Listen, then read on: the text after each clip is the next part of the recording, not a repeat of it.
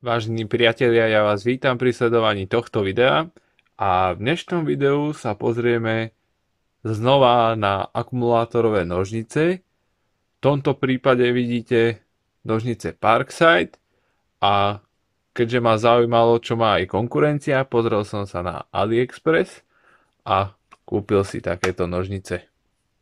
A na tie sa dnes pozrieme. Toto video nie je sponzorované, kúpil som si to sám, pretože ma to zaujíma a poďme sa pozrieť, aké sú rozdiely oproti takýmto AliExpressovým nožniciam a nožniciam Parkside. V prvom rade asi už je vidieť, že ten rozdiel tu bude hlavne v motore. Parkside nožnice majú klasický uhlíkový motor, vďaka čomu sú hrubé, ťažké. Tieto AliExpress nožnice sú skutočne úzke. Musím povedať, že sa veľmi príjemne držia v ruke. Rezný priemer takýchto nožníc je 25 mm, čo oproti Parksideovým pri mäkkom dreve 28 mm, pri tvrdom dreve alebo suchom 15 mm. Váha takýchto nožníc bez batérie je nejakých 700 gramov a Parkside nožníc 936, takže vidíme nejakých 230 gramov rozdiel, 240.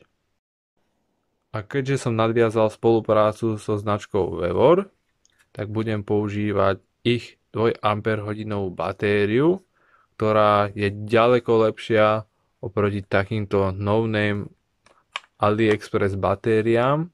Táto Vevor batéria je kompatibilná s takýmito prístrojmi, takže myslím si, že takáto 2 Ah bude ideálna pre takýto stroj kvôli váhe a kvôli výdrži. Myslím si, že tá výdrž bude dobrá. Dohromady s batériou majú nožnice 1036 gramov a to je teda len o 100 gramov viac ako Parkside nožnice. Hlučnosť nožníc nie je nejaká veľká.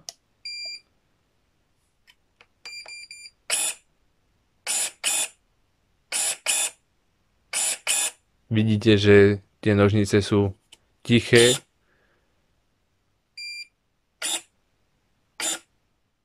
Aj pri týchto AliExpress nožniciach sa nachádza mazací bod, takže normálne dekalamitkou dá sa natlačiť olej. To isté bolo aj pri Parkside nožniciach. Ako najväčšiu výhodu týchto nožnic vidím kompatibilitu s Makita batériami.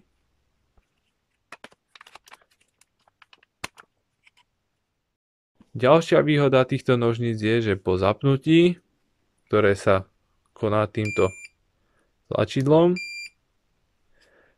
tak užívateľ ich aktivuje.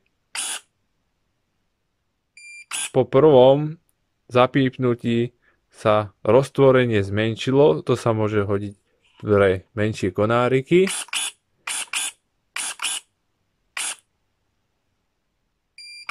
Teraz sa roztvorili zase viac.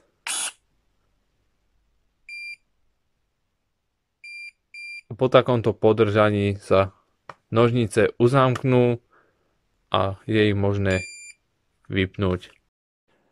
Čelustie na nožniciach od Parkside sú hrubšie, avšak to ostrie nedržia, sú vcelku mäkké a musia sa pravidelne prebrusovať, teda aspoň v mojom prípade. Uvidíme, ako si povedú takéto AliExpress nožnice. Osobne, ako som už povedal, strašne sa mi páči, že sú úzke, sú ľahké. Už táto 5 Ah batéria, to je úlet, určite nejaká trojka od Makity by bola ideálna na takýto stroj. Proste je to pekne úzke a nie je to také masívne. Samozrejme, s týmito nožnicami dokážeme odstrihnúť aj 3 cm konár. Uvidíme, ako si poradia takéto nožnice. Samozrejme, Nebudem testovať výdrž na takomto akumulátore, lebo si myslím, že to by som strihal strašne veľa. Takže nejaké veľké priemery, nejaké malé priemery, takže poďme na to, poďme testovať.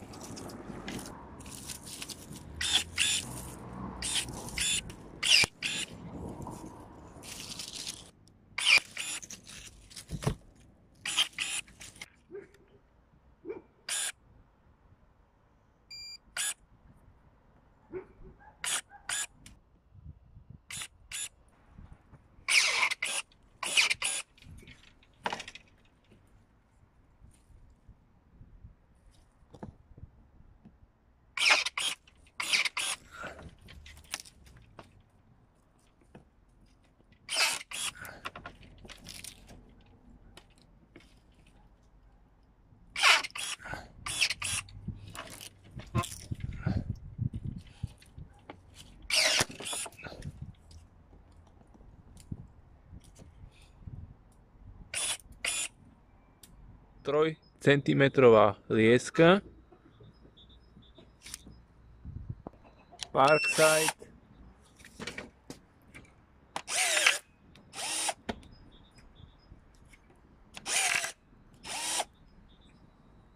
dal by sa povedať, že skoro bez problémov. AliExpress,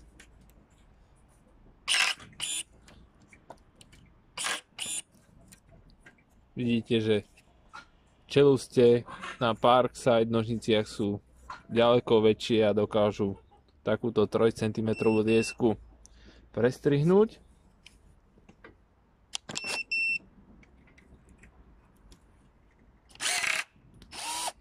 Takže pokračujeme. Máme tu nejakých 2,6 Parkside nožnice. Je to tá istá lieska. Bez problémov. AliExpress.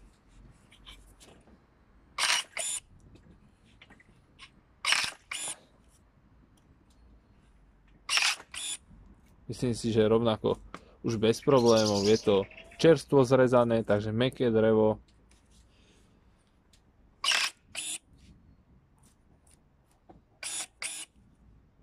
Len je vidno tomto tu ostroh, že tieto už sú zlikvidované, tieto Parkside a chceli by prebrúsiť, kdežto tieto režú pekne čisto. Teraz si podľa mňa ukážeme najväčšiu nevýhodu týchto Parkside nožníc. Vidíte takýto 4 mm alebo 0,5 cm konárik. Ako dlho to trvá? Dalo by sa asi aj rýchlejšie, ale tu keď to podržím, teraz som si dal menšie roztvorenie čelustí.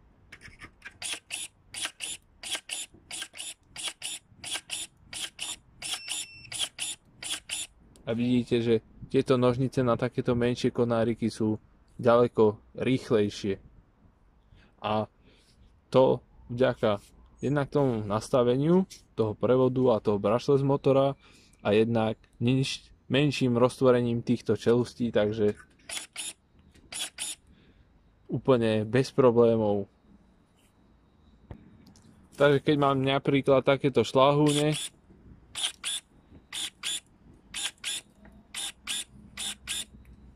tak ich dokážem takto rýchlo postrihať.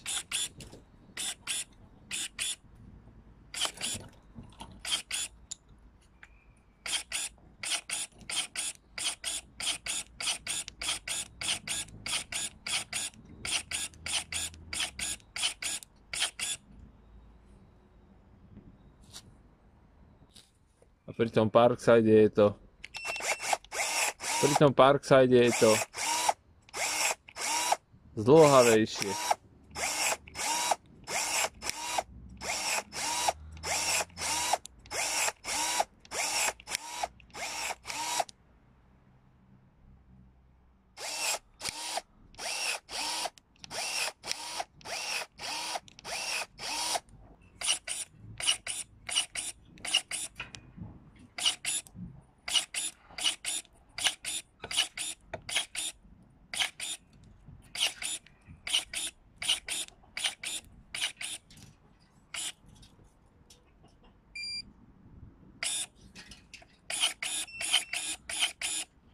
a je to rýchlejšie aj s väčším roztvorením čelustí.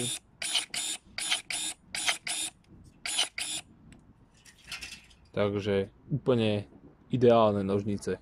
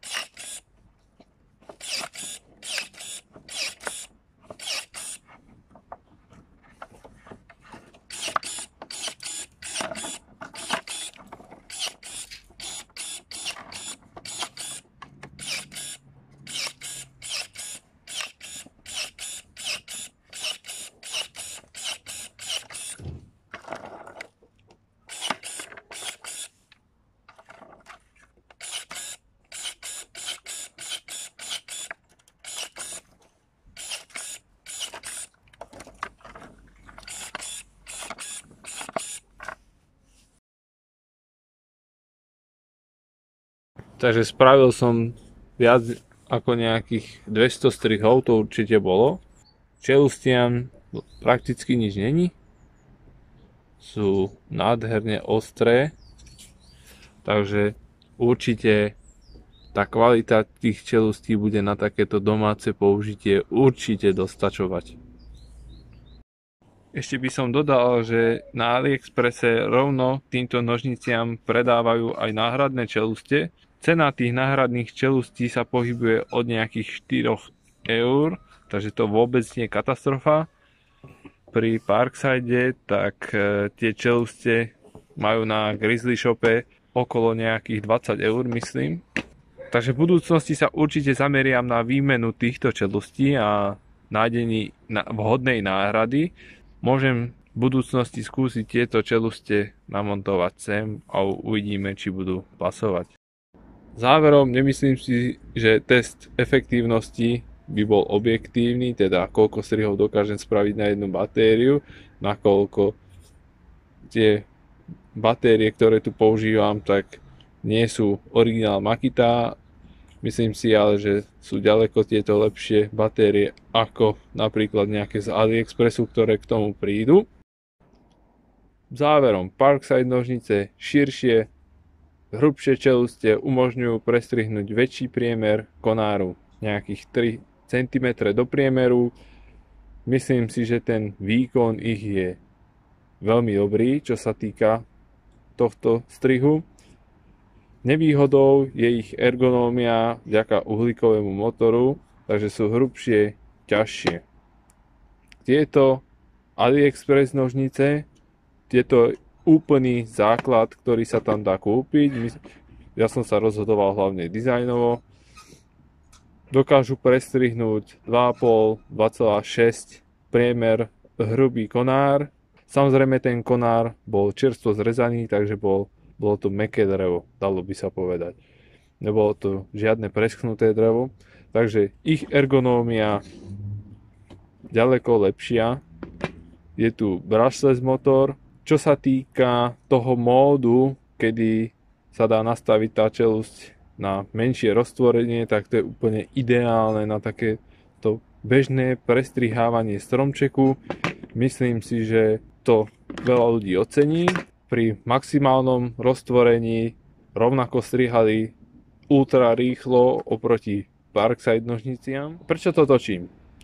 Tieto nožnice od Parksideu nie sú dlhodobo dostupné. Preto prichádza možnosť, varianta si zakúpiť takéto nožnice z AliExpressu a ja hlavne vidím výhodu v tej Makita batérii. Na Makita batériu je strašne veľa príslušenstva, či už z AliExpressu alebo od samotnej Makity a takéto nožnice s takýmto systémom si myslím, že sú vhodné do každej domácnosti. Predsa ak nezoženete takéto nožnice, tak niektoré tie iné produkty dokážete vyplniť takýmito Makita strojmi, teda Makita kompatibilnými strojmi. Rovnako to je aj s cenou. Tieto nožnice sa predávali za nejakých 65 € priamo v Lidl shope. Takéto nožnice dokážete zohnať v základe za 40 € bez batérie, za 60 € tam už dokážu pribaliť nabíjačku, batériu.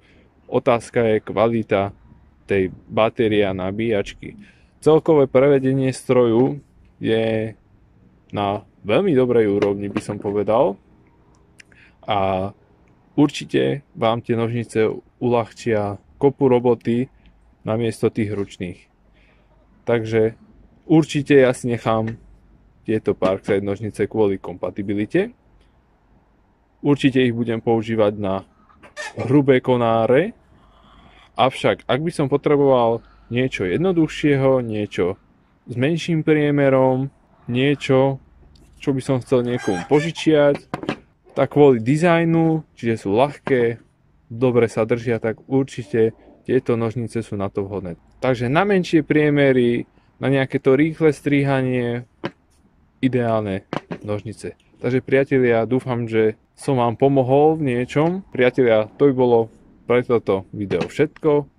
Sezóna, kedy sa stromčeky budú strihať, sa blíži, takže ak nezoženete Parkside nožnice, určite si myslím, že nejaký takýto doplnok by sa vám hodil.